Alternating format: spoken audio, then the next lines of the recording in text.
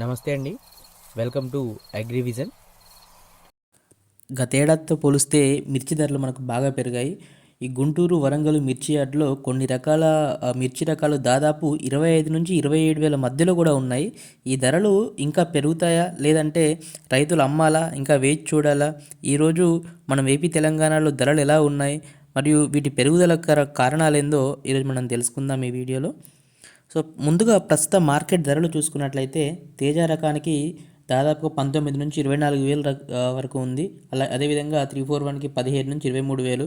దాంతోపాటు ఈ ఎల్లో మిర్చి, వరంగల్ స్పెషల్ ఎల్లో మిర్చికి దాదాపు 44,000 రికార్డు ధర రీసెంట్గా వరంగల్ మార్కెట్లో పడింది. దీనికి గల ఇంకో ముఖ్యమైన కారణం ఏంటంటే కర్ణాటకలో ఈ మిర్చి దిగుబడి అనేది దాదాపు 50% వరకు తగ్గింది. కాబట్టి దానివల్ల కూడా ఈ ధర పెరిగింది. అయితే ఇతర రకాల ధరలు కూడా మీకు ఇక్కడ స్క్రీన్ పైన చూడొచ్చు.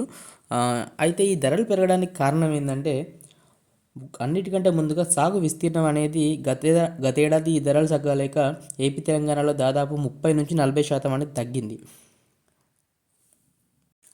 దానితో పాటు ఈ అకాల వర్షాలు, తెగుళ్ళు మరియు ఈ పురుగులు వీటన్నిటి వల్ల కూడా దిగుబడి దాదాపు 26% వరకు తగ్గిందని అంచనా వేస్తున్నారు.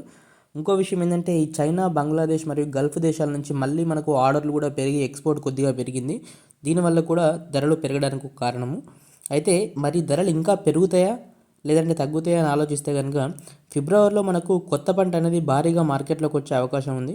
కాబట్టి ధరలు కొంచెం స్థిరపడతాయి. కానీ ఓవరాల్గా ఈసారి దిగుబడి తక్కువే, విస్తీర్ణం తక్కువే కాబట్టి ధరలు ఎక్కువగా తగ్గే అవకాశం అయితే లేదు.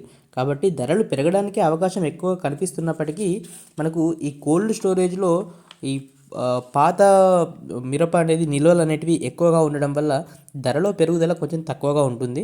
మీ దగ్గర కనుక ఎక్కువ మొత్తంలో స్టోరేజ్లో ఉంటే కనుక దానిలో సగం కంటే ఎక్కువ ఇప్పుడు తీసేయడం అంటే అమ్మడమే బెటర్ ఆప్షన్గా ఉంది. ఎందుకంటే మళ్ళీ కొత్త మిర్చి వస్తే కనుక ధరలు అనేటివి తగ్గకపోయినప్పటికీ ఇంతకంటే మాత్రం పెరిగే అవకాశం అయితే లేదు. అయితే మనం ముఖ్యంగా ఏపీ, తెలంగాణ లేదా కర్ణాటకలో ప్రస్తుతం ఒక మిరప రైతు ఒక ఎకరానికి దాదాపు 1,50,000 నుంచి 2,00,000 వరకు పెట్టుబడి పెడుతున్నారు. కాబట్టి క్వింటా మిరప మినిమం 18,000కి అమ్మితే తప్ప, ఆ పైన అమ్మితే తప్ప రైతుకు లాభం వచ్చే అవకాశం అయితే కనబడతలేదు. కాబట్టి ప్రస్తుత రేట్లు బాగానే ఉన్నాయి. ఏదైనా పాతది ఉంటే తీసుకోవడం బెటరు.